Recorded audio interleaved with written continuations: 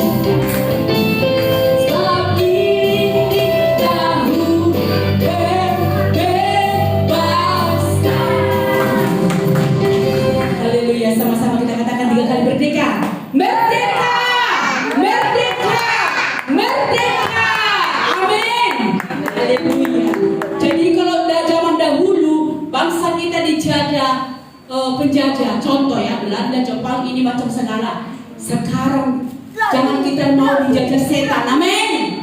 Itu tujuan Kristen, merdeka dari jajahan musuh. Musuhnya bukan Belanda lagi, bukan Jepang lagi. Amin. Tetapi musuh kita roh jahat.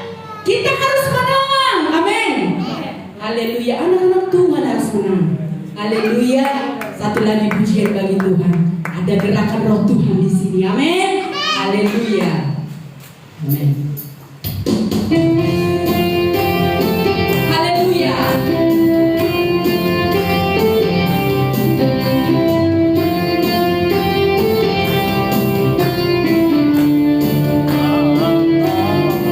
Shalom semuanya. Ada gerakan roh Tuhan. Ada gerakan roh Kudus di sini. Yes. Ada gerakan roh Kudus di sini. Di timur, di barat, utara, dan selatan. Ada gerakan roh Kudus. Ada gerakan roh Kudus. Ada gerakan roh Kudus di sini. Sekali lagi, ada gerakan roh Kudus. Ada gerakan roh Kudus di sini. Yes, amin. Ada gerakan roh Kudus di sini. Di timur, di barat, utara, dan selatan. Ada gerakan roh Kudus. Ada gerakan roh Kudus. Ada gerakan roh Kudus di sini. Hosana, Hosana, Hosana. Ini dari bangsa kami, Bapak. Hosana, Hosana. Terpuji, terpujilah Tuhan. Terpujilah Tuhan. Terpujilah Tuhan yang datang dalam nama. Hosana, Hosana bagi Bapa. Hosana, Hosana, Hosana, Hosana. Terpuji, terpujilah Tuhan. Terpujilah Tuhan. Terpujilah Tuhan yang datang dalam nama. Yang datang, yang datang, yang datang dalam nama. Yang datang, yang datang dalam nama Yesus. Amin. Ada gerakan kudus di tengah-tengah kita, terutama di hati kita. Amin. Kalau ada Roh Kudus di sini, merdekanya kita, saudaraku. Amin. Merdeka itu artinya kita bisa menyembah Tuhan. Kita bisa membaca firman Tuhan. Haleluya. Silakan duduk. Sebentar kita mau dengar firman Tuhan.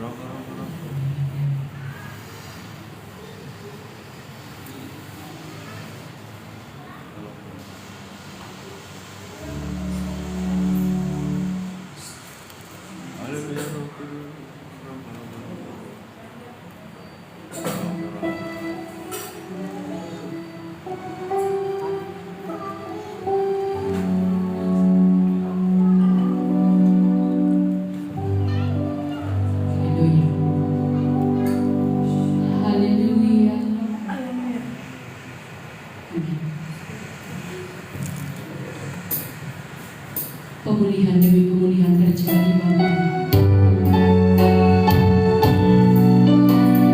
Pemulihan demi pemulihan terjadi di bangsa kami, dimulai dari keluarga kami Bapak.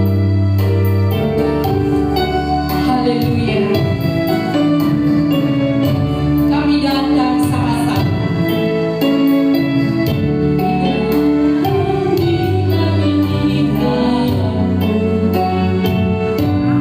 dalam satu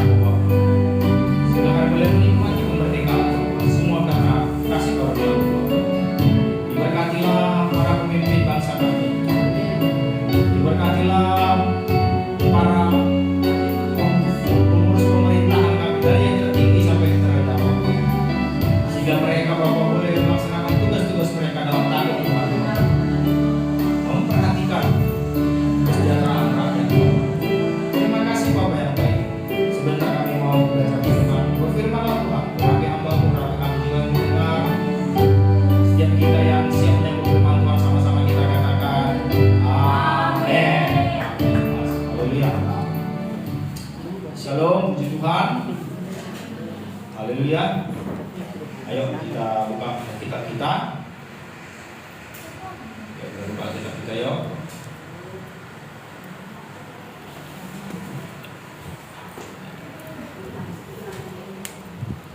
Haleluya. Kita buka dari Yohanes ya. Sudah dapat? Ya. Kalau kita semua ya, yang bagus yang rapi ya, yang rapi. Yang rapi kita belajar. Ya.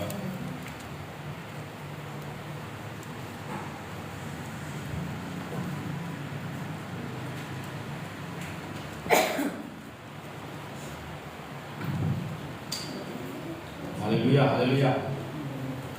Puji Tuhan. Minggu lalu kita sudah mendengar firman Tuhan tentang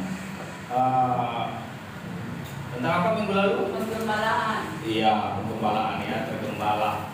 Ya. Bagaimana ya orang Kristen itu harus hidup tergembala, ya.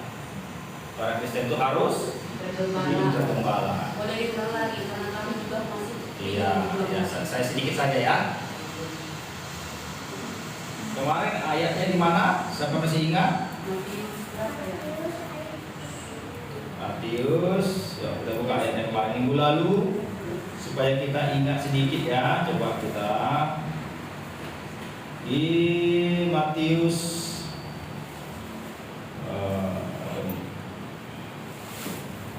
ada ingat?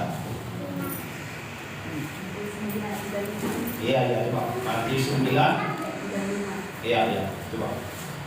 Kita flashback sebentar ya. Kita flashback sebentar, kita ingat sebentar minggu lalu karena memang masih berkaitan ke khotbah kita hari ini. Matius 9, coba buka Matius 9.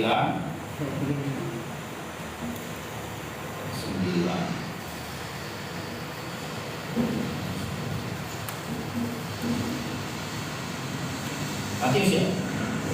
Pada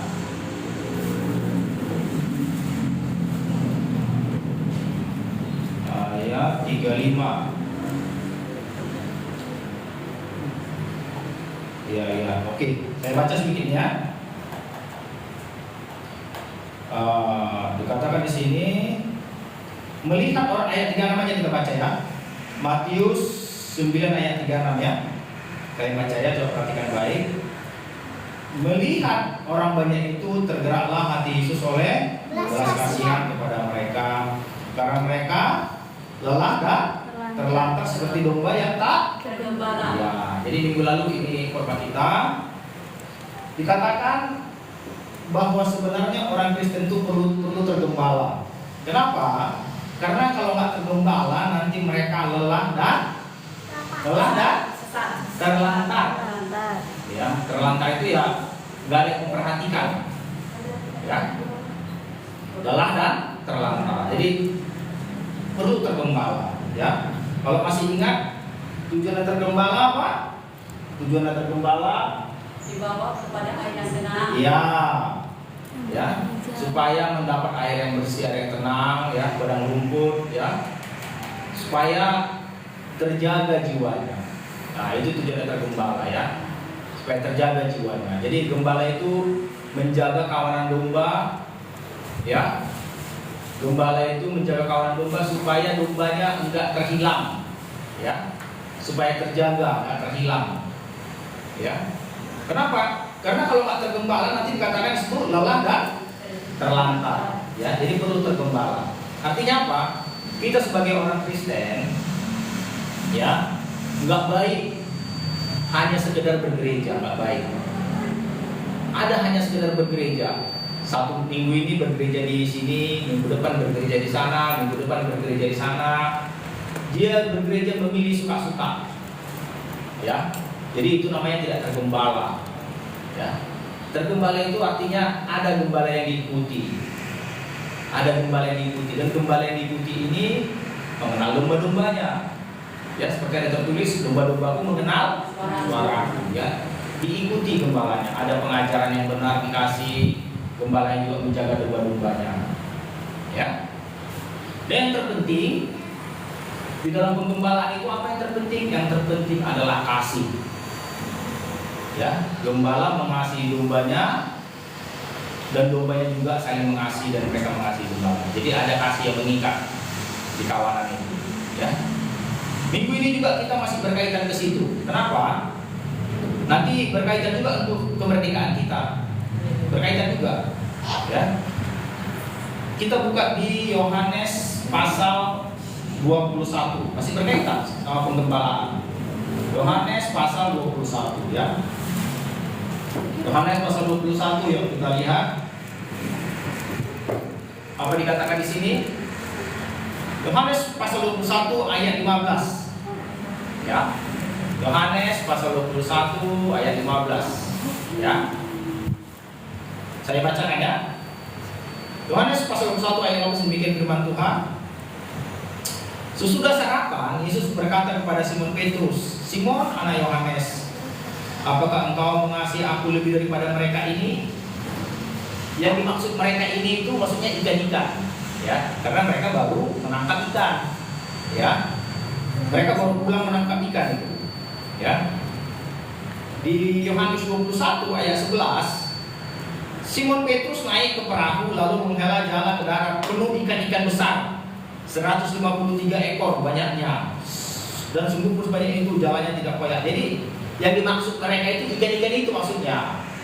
Jadi Tuhan Yesus bertanya kepada Petrus, "Petrus, apakah engkau mengasihi aku lebih daripada mereka ini?" Mereka ini maksudnya ikan-ikan tadi. Berkat itu. Iya, ya, mengerti ya?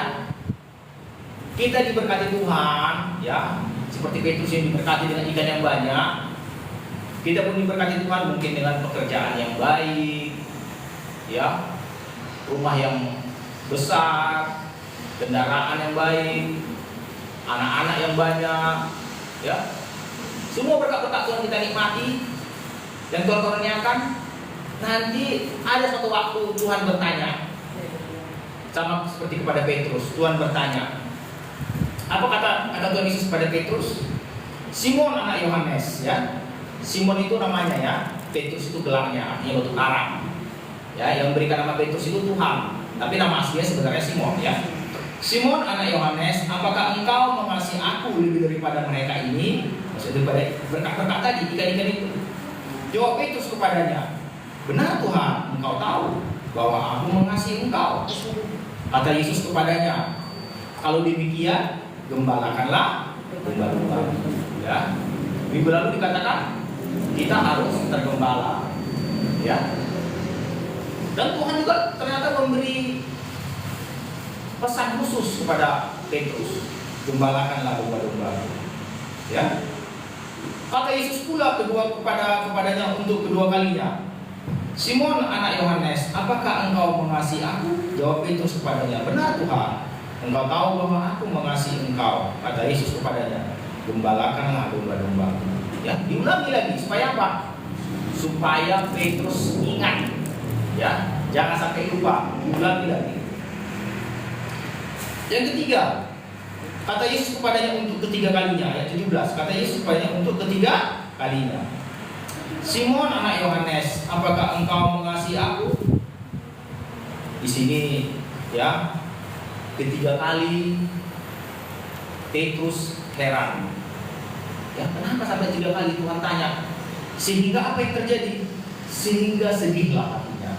Dikatakan, maka sedih hati Petrus, karena Yesus berkata untuk ketiga kalinya, "Apakah engkau mengasihi aku?" Dan ia berkata kepadanya, "Tuhan." Tuhan, ya. Petrus yang mengakui bahwa Yesus adalah Tuhan. "Tuhan, ya, engkau tahu segala sesuatu." Ya. Artinya apa? Petrus mengakui Tuhan Yesus itu mengetahui isi hatinya, mengetahui segala sesuatu. "Tuhan, engkau tahu isi hatiku." Itu maksud Petrus. Engkau tahu situ, engkau mengetahui segala sesuatu. Engkau tahu segala sesuatu. Engkau tahu bahwa aku mengasihi engkau. Kata Yesus kepadanya, "Gembalakanlah domba-domba." Ya, hal yang sama. Ayat 18. "Aku berkata kepadamu, sesungguhnya ketika engkau masih muda, engkau akan mengikat pinggangmu sendiri, dan engkau akan berjalan kemana saja kau kehendaki. Tapi jika engkau sudah tua, menjadi tua, engkau akan mengulurkan tanganmu dan orang lain akan mengikat engkau dan membawa engkau ke tempat yang tidak kau kehendaki. Ya, ini artinya apa? Artinya kalau orang sudah tua, ya, tidak bisa lagi keinginannya, ya, nggak bisa lagi keinginannya kalau sudah tua. Tapi kalau masih muda bisa keinginannya. Karena dikatakan di sini, ketika engkau masih muda, engkau berjalan kemana saja kau kehendaki. Bisa kalau masih muda. Tapi kalau sudah tua, nggak bisa lagi. Ya, nggak bisa lagi. Orang lain yang menentukan. Jadi kita nggak bisa lagi sesuka hati kita. Ya, apa maksudnya itu? Maksudnya itu ayat 19. Dikatakan apa ayat 19? Dalam hal ini dikatakannya untuk menyatakan bagaimana Petrus akan mati. Itu nubuatan itu sebenarnya, nubuatan kepada Petrus yang dikatakan Yesus tadi di ayat 18 tadi, nubuatan.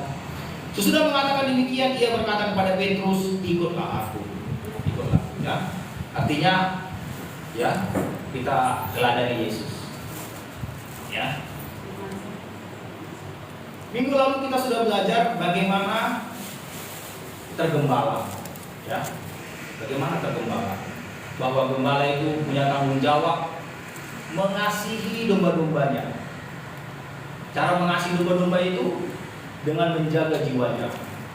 Dikatakan apa? Hormatilah pemimpinmu karena ia berjaga-jaga atas jiwamu.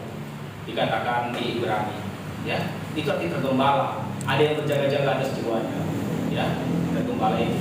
Itu artinya gembala itu punya kasih yang besar. Gembala punya kasih yang besar kepada domba-dombanya. Sehingga apa? Sehingga ketika satu tersesat, satu lari, ia meninggalkan yang 99 untuk mencari yang satu. Itulah kasih gembala itu. Gembala itu nggak mau satu pun dombanya ada binasa. Ya? Dan itulah kasih Tuhan. Karena Tuhan berkata, akulah gembala yang baik. Bahkan Tuhan berkata, aku datang untuk memberi hidup dan hidup dalam segala kelimpahan. Dikatakannya itu sebagai apa? Dikatakan itu sebagai gembala. Artinya gembala jasmani pun harus berusaha bagaimana domba-dombanya yang dilayaninya supaya hidup dalam kelimpahan.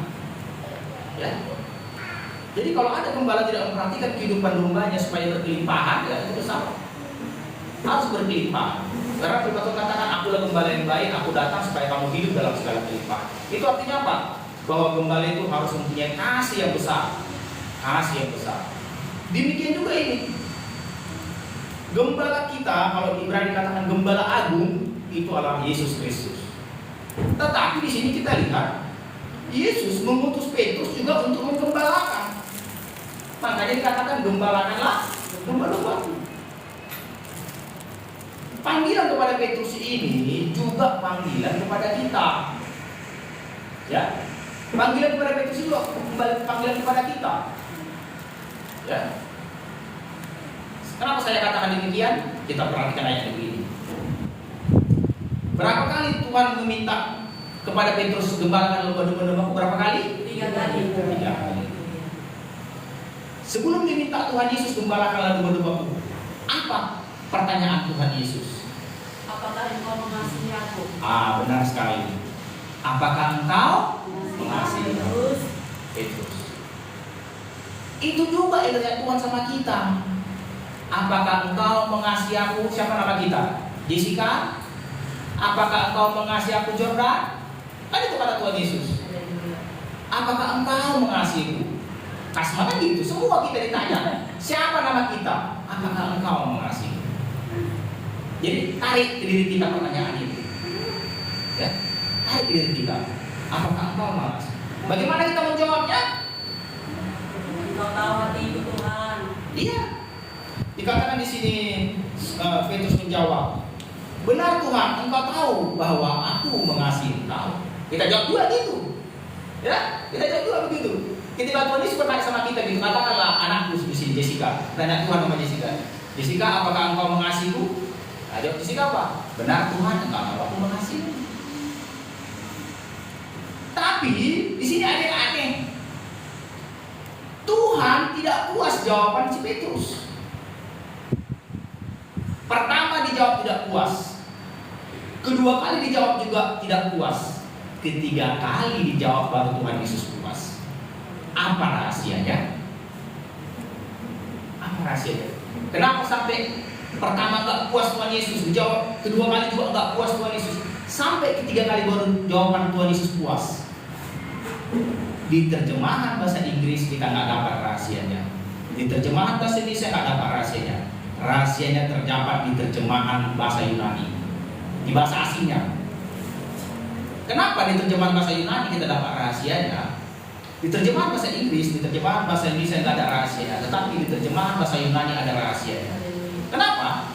Karena ketika Tuhan Yesus bertanya kepada Petrus, sebenarnya dia bertanya begini, Petrus, apakah engkau agape kepadaku? Petrus menjawab, Tuhan, aku pilio kepadamu.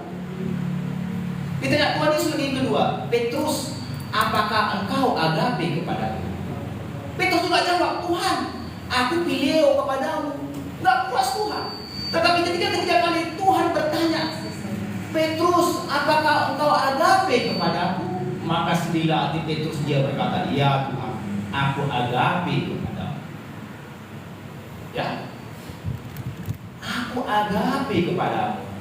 Barulah Tuhan Yesus berhenti berkata.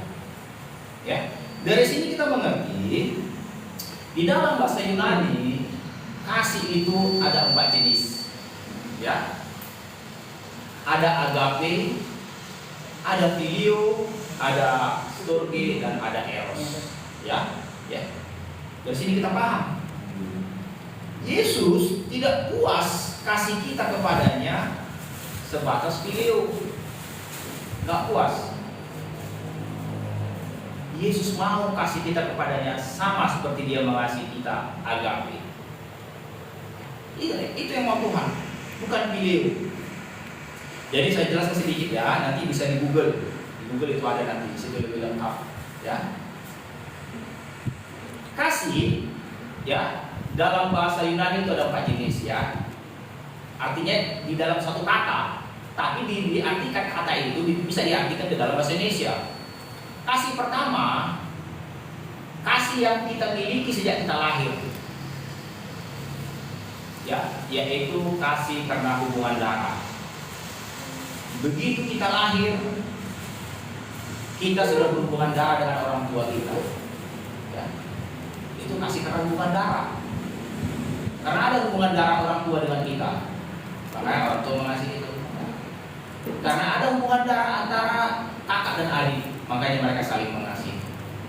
Itulah disebut kasih storge. Ya. Kemudian ada kasih filio. Kasih filio ini kasih karena komunitas. Komunitas. Ya. Ada banyak komunitas, ada banyak kelompok-kelompok. Di mana satu kelompok itu pasti saling mengasihi. Ya. Kelompok terkecil apa? Ya mungkin satu desa, satu kampung, satu kelas. Ya. Itu kelompok. Mereka merasa ada rasa persaudaraan karena kelompoknya. Ya. Itu filio. Termasuk juga itu satu bangsa. Kenapa kita merasa ada suatu rasa kebangsaan? Ya, itu filio. Karena merasa satu bangsa, satu bahasa, satu negara. Ya. Karena suatu kelompok. Itu filio. Itu dimaksud Petrus tadi. Kasih persaudaraan. Ya. Karena dalam satu komunitas, satu kelompok. Jadi maksud Petrus, aku filio kepada umat, dikatakannya kepada Yesus. Karena dia merasa satu kelompok dengan Yesus, satu kawanan, satu kumpulan begitu. Ya, satu kumpulan. Tapi bukan itu sebenarnya yang memang itu baik. Baik. Kalau kita pun di sini karena kita satu kelompok, satu himpunan, kita di sini saling mengasihi, ya, itu namanya filio. Kita saling mengasihi sebagai kita satu kelompok. Tapi jangan salah. Penjahat pun ada kelompoknya. Mereka juga saling mengasihi dalam kelompok penjahat. Mereka juga saling melindungi dalam kelompok penjahat itu. Itulah filio. Ya, itulah filio. karena kasih kelompok, persaudaraan. Ya. Dan ada lagi yang disebut kasih eros, ya. Kasih eros itu kasih antara suami istri. Kasih antara suami istri. Ya. Kasih eros ini sebenarnya baik, kudus dan suci. Kenapa saya katakan? Karena kasih eros ini sebenarnya dia hanya mengasihi satu orang. Itulah eros, satu orang. Kalau udah banyak orang itu eros yang sudah dirusak iblis. Itu yang sudah rusak iblis itu eros. Tapi eros yang benar itu kasih suami istri, istri kasih suami, suami istri hanya dua. Nah, itu yang benar, eros yang benar. Tapi ada juga eros yang salah. Eros yang dirusak iblis ada. Kasih suami istri. Kasih suami istri itu eros namanya. Ya. Tapi yang benar satu istri, satu suami. Itu yang benar. Di luar pada itu dari iblis. Ya. Antara laki-laki dan perempuan itu eros. Kalau antara laki-laki dan laki-laki, dan antara perempuan dan perempuan itu bukan eros, itu iblis itu. Jangan mau dibohongi iblis. Ya, kami saling mencintai kan. Padahal laki-laki sama laki-laki atau perempuan sama perempuan ada kayak gitu kan? Alasannya saling mencintai itu dari iblis itu. Tapi yang benar antara laki-laki dan perempuan, suami istri, itulah eros. Tapi mau kita bahas di sini apa? Artinya pemahaman kita udah ada tadi ya, ada 4. Ya, Filius, Storge, Eros, dan Agape. Tapi yang mau kita bahas di sini Agape. Ya, Agape atau Agapos ya. Agapeos itu pendiapan di bahasa Yunani, Agape. Ketika Petrus mengatakan aku pilih kepadamu, Tuhan tak puas hanya kasih persaudaraan karena kita satu kelompok, karena kita satu kawanan, satu kumpulan. Bukan itu maksud Tuhan, bukan. Ditanya Tuhan kedua kali, Petrus, apakah kau agape kepadamu? Aku pilih Tuhan. Kedua kali pun itu jawabnya. Tuhan gak puas, tetapi ketiga kali sedihlah hati Petrus. Kenapa dia sedih? Dia mengerti bahwa Tuhan menuntut yang lebih. Tuhan menuntut lebih. Tuhan tidak puas dengan pilih. Tuhan menuntut agape. Petrus sedih kenapa? Oh, ini rupanya maksud Tuhan. Maksud Tuhan rupanya aku harus agape kepadanya. Dan dia katakan, Tuhan, aku agape kepadamu. Ya. Barulah Tuhan bernubuat kepadanya, ya, bahwa karena kau agape kepadaku, maka kematianmu nanti dia nanti akan mati tersalib. Ya. Kalau menurut sejarah, dia mati tersalib terbalik di Roma, ya. Itulah karena kasihnya, kasih agape.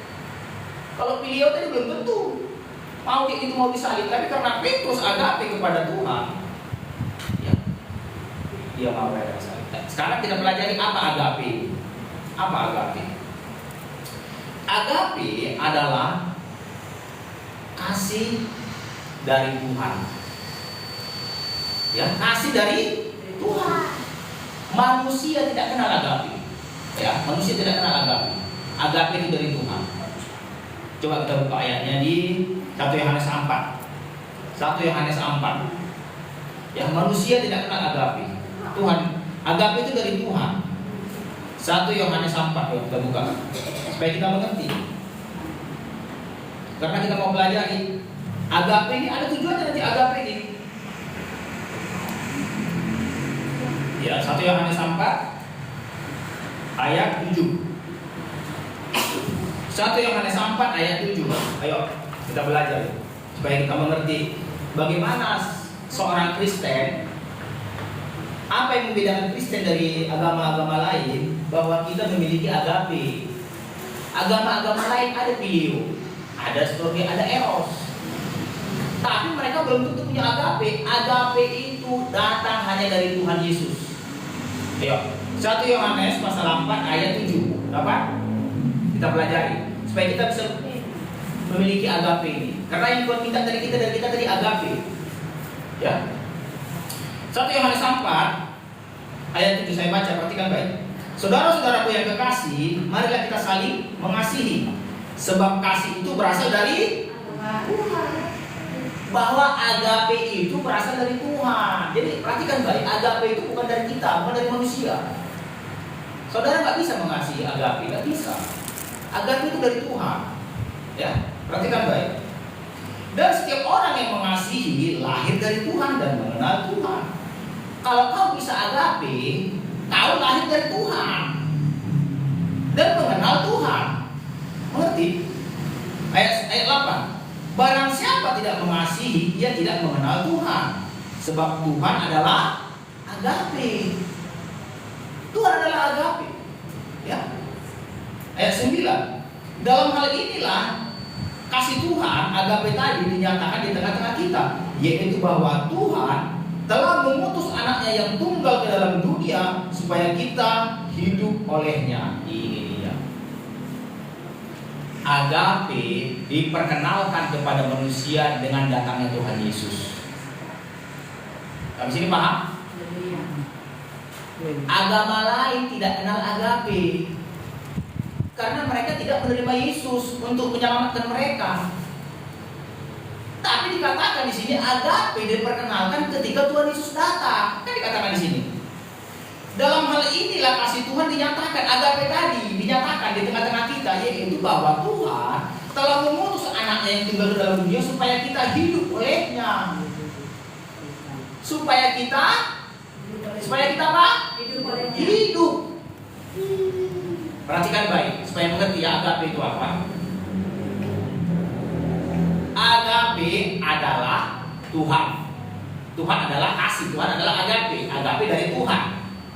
Dengan mengutus anaknya yang tunggal untuk menebus dosa kita supaya kita hidup. Ya. Berarti tujuan agape apa?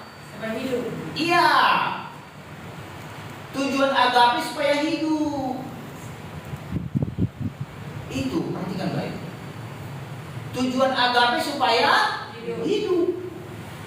Yohanes 1 ayat 4. Yohanes, supaya kita mengerti tujuan apa itu agape dan apa tujuannya. Yohanes 1 ayat 4. Nanti kita kembali lagi. Yohanes 1 ayat 4 apa dikatakan? Baca yang kuat dulu. Dan semuanya ini kami tuliskan kepada kamu. Iya. Supaya cinta kami. Bukan Yohanes 1, Injil Yohanes 1 ayat 4. Injil Yohanes 1 ayat 4. Baca yang kuat.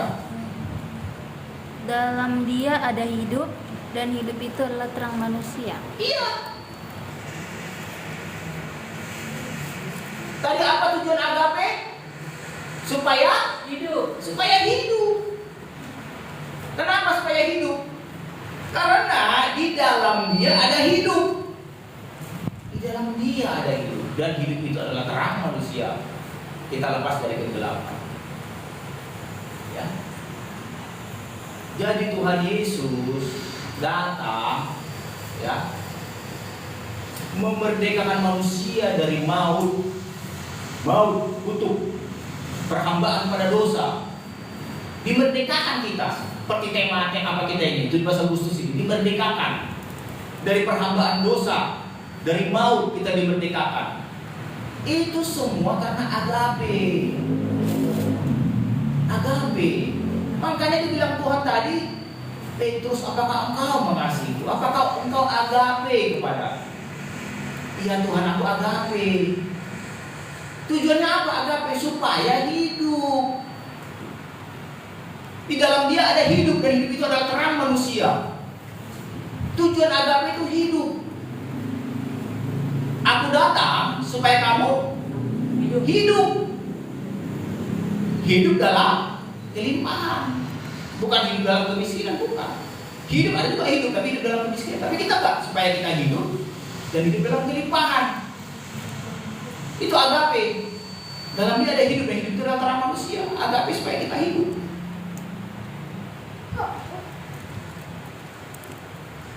Jadi membedakan kasih agape adalah tujuannya supaya hidup. Ya. Tujuannya supaya hidup. Ada satu cerita. Ada seekor monyet di atas pohon. Dia kena hujan. Kedinginan lah dia. Ya, kedinginanlah dia untuk kena hujan. Dilihatnya di kolam ada ikan. Ya. Dia berpikir, rasa ikan ini pun kedinginan lah ini katanya. Ya. Ditangkapnya lagi di peluknya supaya tak kedinginan ikan itu. Pertanyaannya, ketika dia menangkap ikan tadi, itu atas dasar sayang, ya, supaya dia tidak kedinginan. Iya, tapi akhirnya apa? Ikan tadi jadi mati. Ya. Demikian juga kita. Kalau kita sayang sama siapa saja, sama anak kita, sama siapapun, ya, tujuannya satu, untuk hidup. Untuk hidup. Untuk hidup. Karena Tuhan Yesus datang diutus supaya kita beroleh hidup. Ya, untuk hidup. Jadi dalam Tuhan Yesus tidak ada kematian. Tidak ada kematian. Tidak ada kematian. Tidak ada. Tuhan Yesus tidak pernah menginginkan kematian siapapun, tidak ada. Karena dia agape. Kalau ada satu agama mengatakan ya, benci, bunuh katanya. Bunuh diri. Tidak ada. Tuhan kita hanya mengajarkan hidup. Itulah agape. Mengajarkan hidup. Ya.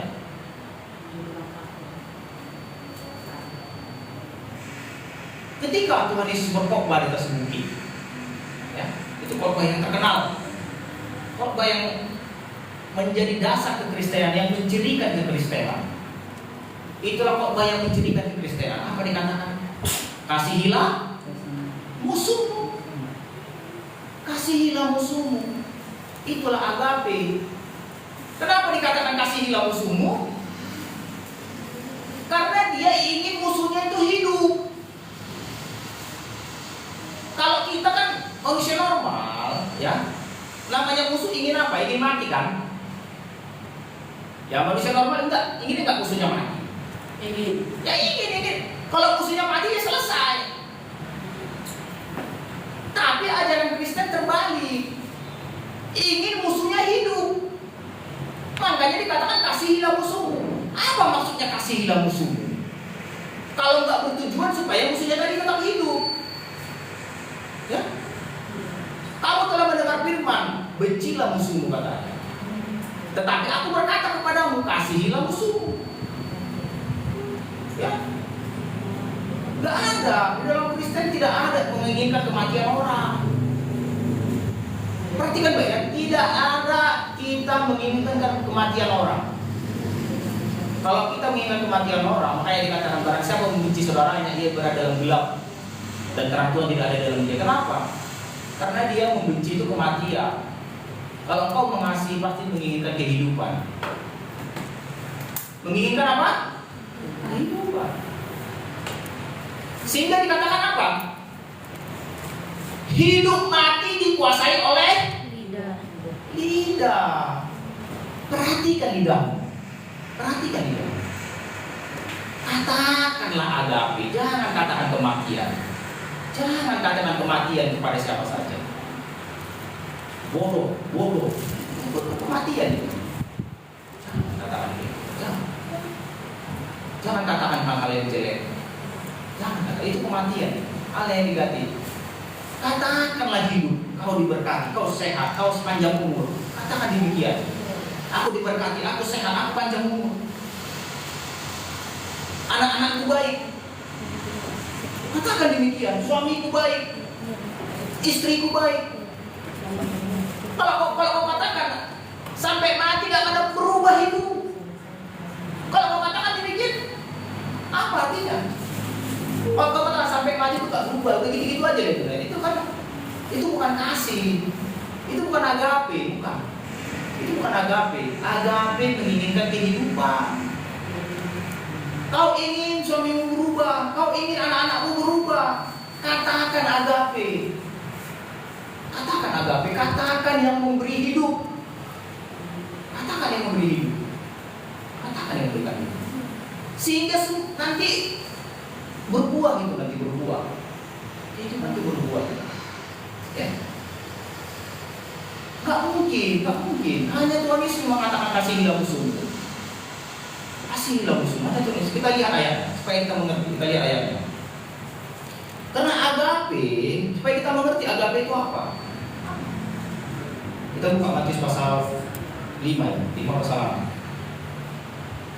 Pasal 5 ya. Pasal 5. Supaya kita mengerti agape itu. Agape itu supaya hidup. Perhatikan baik.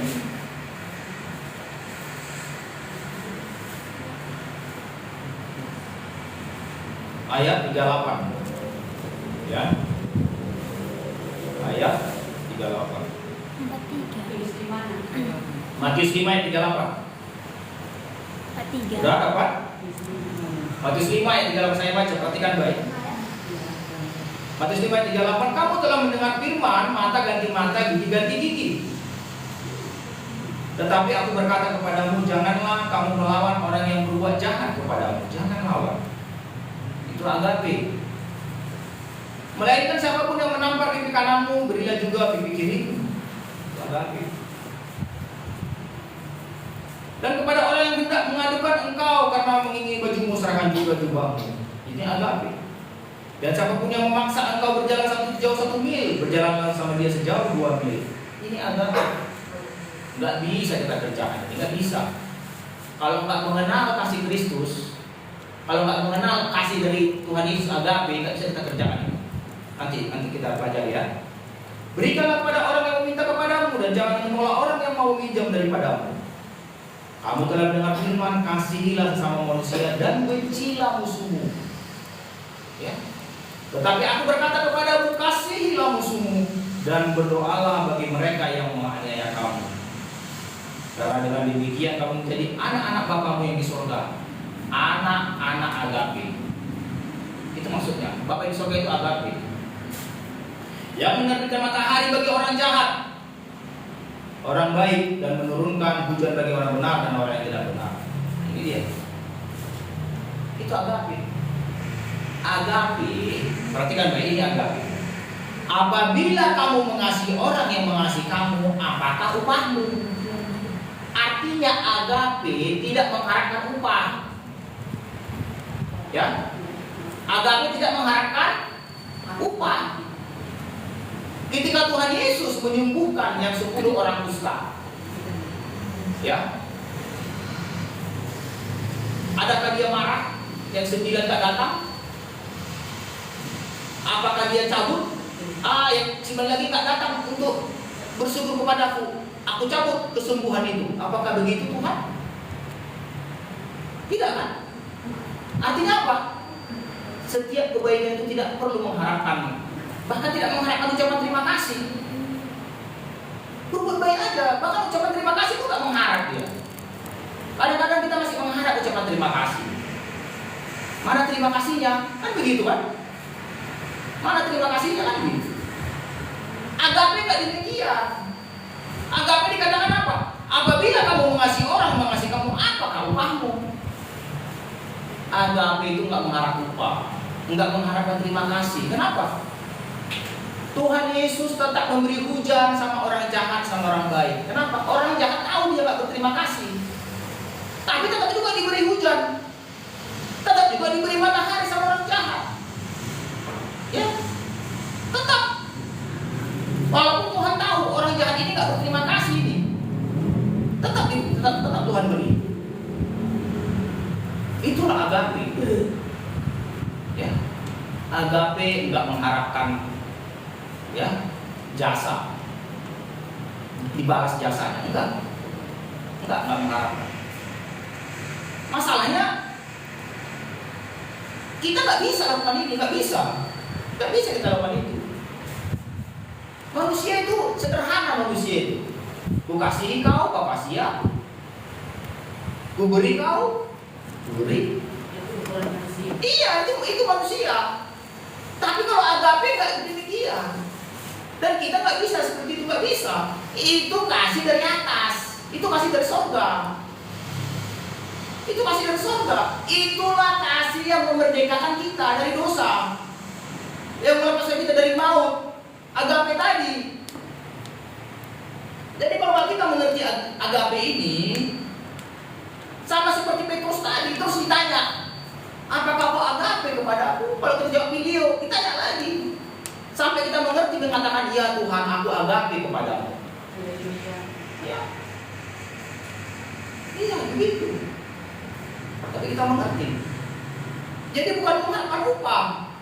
Karena dikatakan apa? Bukankah pemungut cukai juga berbuat demikian? Dan apabila kamu hanya memberi salam kepada saudara-saudaramu saja, apakah lebihnya daripada perbuatan orang lain? Kalau kamu memberi salam, mengharap kau supaya salammu dibalas, ya apa bedanya? Itu bukan agape. Bukan. Bukankah orang yang tidak mengenal Tuhan pun berbuat demikian? Iya, memang betul. Orang dunia pun ya gitu juga. Jadi apa bedanya kalau kita orang Kristen, padahal kita harus mengenal agape? Karena itu haruslah kamu sempurna sama seperti Bapamu yang di surga sempurna. Sempurna itu dimaksud agape. Ini dimaksud agape. Ya. Agape itu tujuannya dari hidup. Hidup. Bagaimana supaya hidup? Jaga lidah. Hidup mati dikuasai oleh lidah. Kalau kau agape, hiduplah keluarkan dari lidah. Hidup. Jangan keluarkan yang negatif. Keluarkanlah kata-kata yang hidup, membawa kehidupan. Ya, jangan lagi ada kata-kata negatif ya. Jangan lagi ada. Kepada anakmu, kepada suami, kepada istri, kepada tetangga. Jangan lagi keluarkan kata-kata yang membawa kematian. Bawalah kata-kata yang membawa kehidupan, kata-kata agape. Ya. Karena dikatakan Tuhan tadi, Dia mengutus anaknya supaya kita beroleh hidup. Di dalam Dia ada hidup, dan hidup itu adalah terang manusia. Aku datang supaya kamu beroleh hidup, dan hidup dalam segala kelimpahan. Itu agape. Ya, itu agape. Ya, kita kembali ke 1 Yohanes tadi. 1 Yohanes pasal berapa tadi? Pasal 4. Kita kembali supaya kita baca sampai apa? Karena agape inilah yang memerdekakan kita, melepaskan kita dari maut. Kita bisa merdeka. Sama seperti Indonesia merdeka ini. Indonesia bisa merdeka karena tadi ada video persaudaraan kita merasa sebangsa setanah air. Itu karena video. Kita merdeka melalui itu. Tapi ada kasih yang memerdekakan kita dari maut. Itulah agape. Kasih yang memberikan kita dari maut, agape. Ayo kita baca lagi sampai di ayat mana tadi? Ayat 10.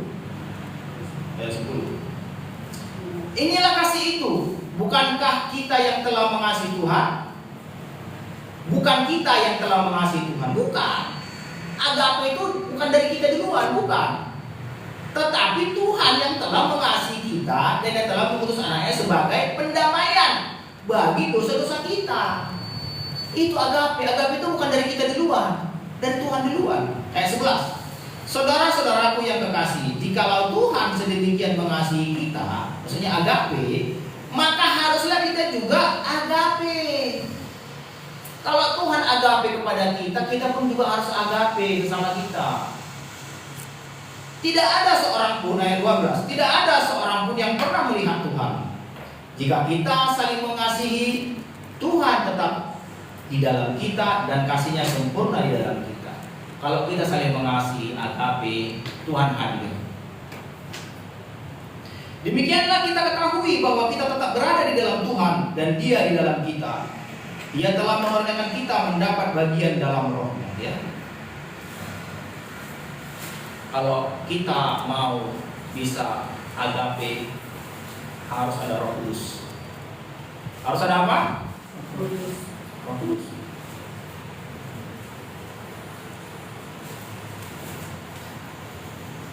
Tanpa Roh Kudus gak bisa. Karena dikatakan di sini, Dia telah mengaruniakan kita mendapat bagian dalam Roh-Nya.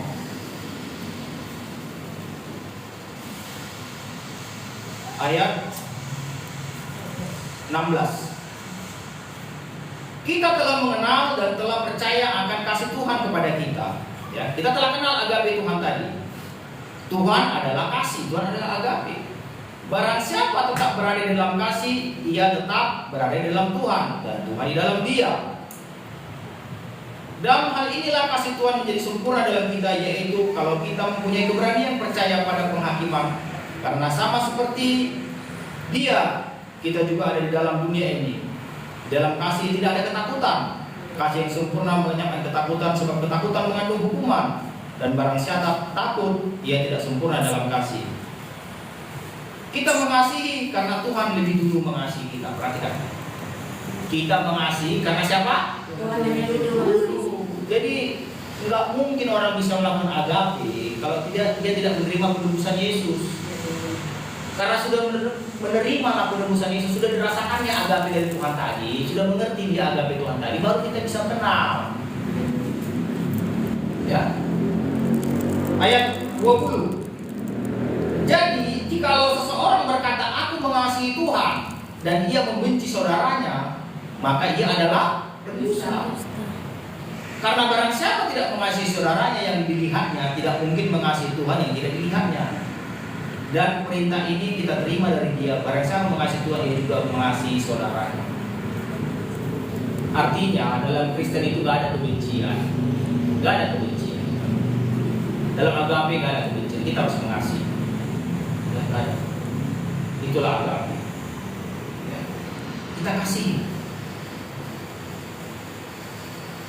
Ya, perkataan kita, perbuatan kita, kalau kita dasari semua agape seperti Tuhan mengasihi kita, demikian kita mengasihi sama kita.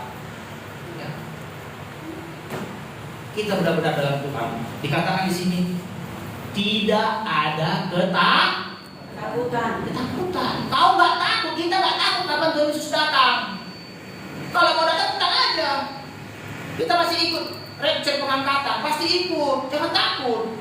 Nggak usah kira-kira tanggalnya. Nah, bentar lagi Tuhan Yesus mau datang, nggak usah gitu. Nah, mau malam ini datang, sebentar lagi datang, nggak takut kita, nggak takut. Ya?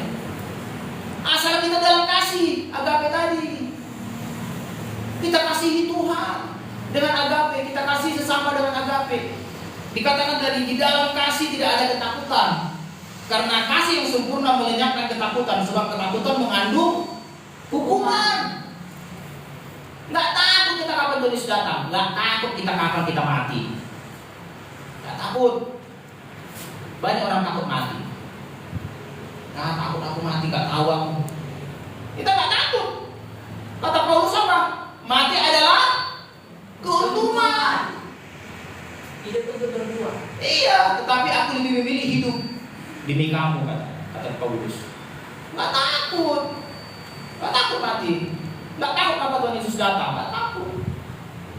Kalau kita di dalam kasih agape, kau kasih sesamamu, tidak ada benci, bersih hatimu, suci seperti kristal bersih, air yang bersih, tidak ada kebencian di hatimu, tidak ada, buang semua kebencian di hatimu. Kasihi semua saudara, kasihi semua suamimu, kasihi anak-anakmu, kasihi semua, kasih agape dari. Kita nggak bisa kerjakan agape tadi kalau kita nggak mengenal kasih agape dari Tuhan Yesus yang sudah mengorbankan nyawanya di kayu salib untuk kita. Jadi agape ini tidak dikenal agama lain. Agama lain tidak kenal agape ini. Kenapa? Tidak ada Tuhan yang menebus mereka. Tidak ada Tuhan yang datang menebus mereka di ajaran agamanya. Nggak ada. Hanya Tuhan Yesus yang datang menebus orang Kristen yang percaya kepada Dia. Kita bisa merasakan agape dari kasih Tuhan. Kita juga bisa salurkan agape itu kepada siapa yang, ya, kepada semua orang. Ya. Ingat, agape tadi tidak menuntut balas, tidak menuntut jasa. Dikatakan tadi, kalau ada yang meminta jubahmu, bajumu, kasih jubahmu. Ada yang minta kerjaan satu kali, berjalan dua kali. Ada yang menampar pipi kanan, kasih pipi kiri. Bisa kita itu? Nggak bisa. Kalau nggak kita kenal agape, nggak bisa. Ya, kita bisa merdeka dari maut dan kutuk, dari kebinasaan gara-gara agape. Ya, agape itu. Jadi inilah, ya.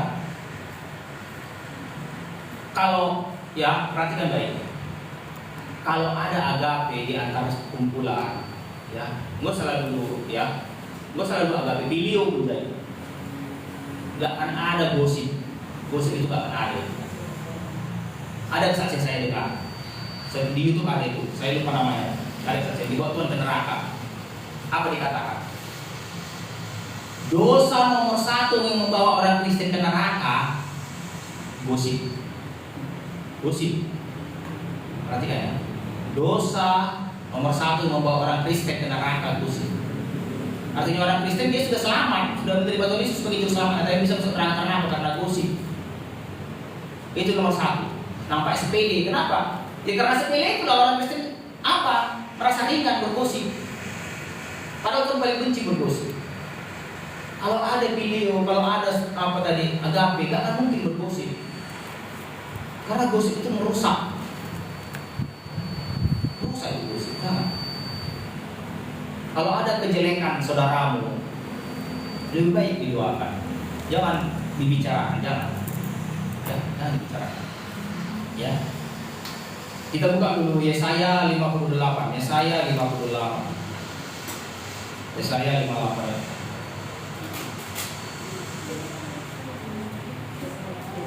Agape memerdekakan kita dari maut. Dan agape juga yang lebih baik dari puasa. Agape lebih baik dari puasa. Puasa pun kita, beribadah pun kita, ya, berdoa pun kita berjam-jam. Tapi kalau nggak ada agapemu, nggak berguna.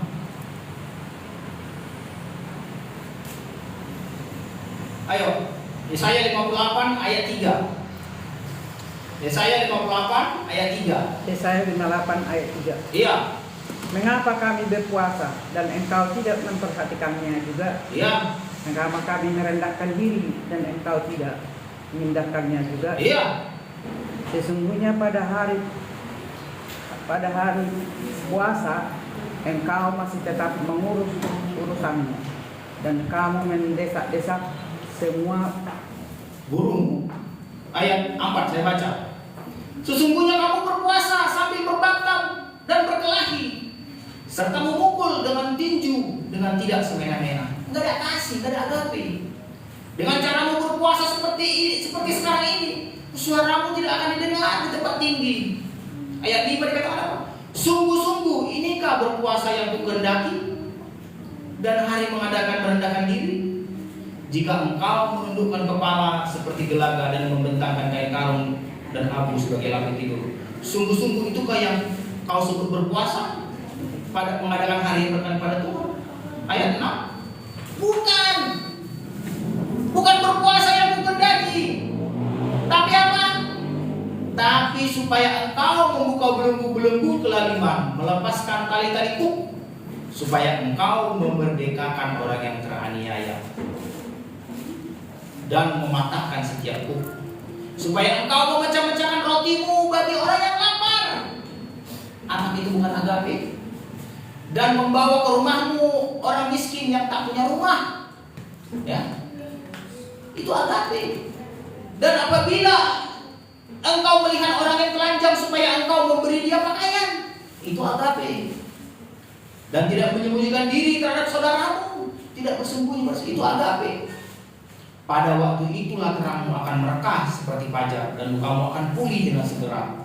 Kebenaran menjadi bagian barisan depanmu dan kemuliaan Tuhan menjadi barisan belakangmu. Pada waktu itulah engkau akan memanggil Tuhan dan Tuhan akan menjawab dan engkau akan bertiap pertolongan yang berkata, ini aku. Apabila engkau tidak lagi mengenakan kuk kepada sesamamu dan tidak lagi menunjuk orang dengan jari dan memfitnah, ya, itu agape. Kalau kita mengasihi, enggak menunjuk orang. Apabila engkau menyerahkan kepada orang yang lapar apa yang kau ingini sendiri, ada orang kita kasih makan orang lapar, dan memuaskan hati orang yang tertindas. maka terangmu akan terbit dan gelapmu akan menjadi terang tengah hari. Tuhan akan menuntun engkau senantiasa dan akan memuaskan hatimu di tanah yang kering dan akan membaharui kekuatanmu. Wow, dibaharui kekuatan kita. Engkau akan menjadi seperti taman yang diairi air dengan baik, seperti mata air yang tidak pernah mengecewakan. Selalu air berkat mengalir. Engkau akan membangun reruntuhan yang sudah berabad-abad. Engkau akan memperbaiki dasar yang diletakkan oleh banyak keturunan. Engkau akan disebut yang memperbaiki tembok yang tembus, yang membetulkan jalan supaya tempat itu dapat dihuni. Bukan berpuasa yang menghendaki. Berpuasa pun kita berdoa pun kita kalau nggak ada agape, nggak ada kasih kita melihat orang lapar, nggak ada kasih kita melihat orang yang nggak berpakaian, nggak ada kasih kita untuk melihat orang yang kekurangan. Ya, kalau nggak ada agape nggak bisa. Itu yang Tuhan kehendaki. Perhatikan saudaramu ya, perhatikan. Ayat terakhir, ya, ayat terakhir. Galatia 5 ayat 1. Galatia 5 ayat 1. Galatia 5 ayat 1. Galatia 5 ayat 1.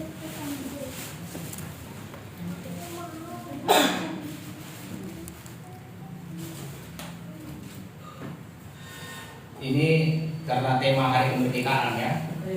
Tema hari Kemerdekaan. dan kenapa kita bisa merdeka? Gara-gara agape. Dimerdekakan dari maut. Kalau Tuhan nggak ada agape, kita nggak merdeka. Merdeka kita 17 Agustus gara-gara apa? Gara-gara filio. Ada kasih persaudaraan sebangsa setanah air untuk berjuang melawan penjajah. Karena kasih kita bisa merdeka. Ya. Perikopnya di sini dikatakan kemerdekaan Kristus. Kristen, kemerdekaan Kristen ya, kemerdekaan Kristen. Jadi kalau kita merdeka, ya belum merdeka kita kalau belum ada agape. Ya, jangan katakan kalau sudah merdeka kita belum. Kemerdekaan Kristen. Haleluya. Ya. Ayat 1, supaya kita sungguh-sungguh merdeka. Supaya sungguh-sungguh kita merdeka apa? Supaya benar-benar merdeka. Iya, Kristus telah memerdekakan kita. Ya. Dengan agape.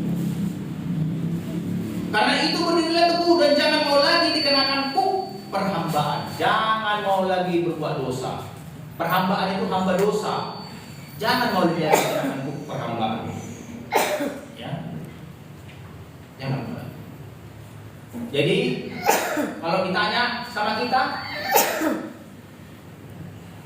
Jessica, apakah engkau agape kepadaku? Kata Tuhan Yesus, apa jawab kita? Agape. Ya Tuhan, aku agape. Jangan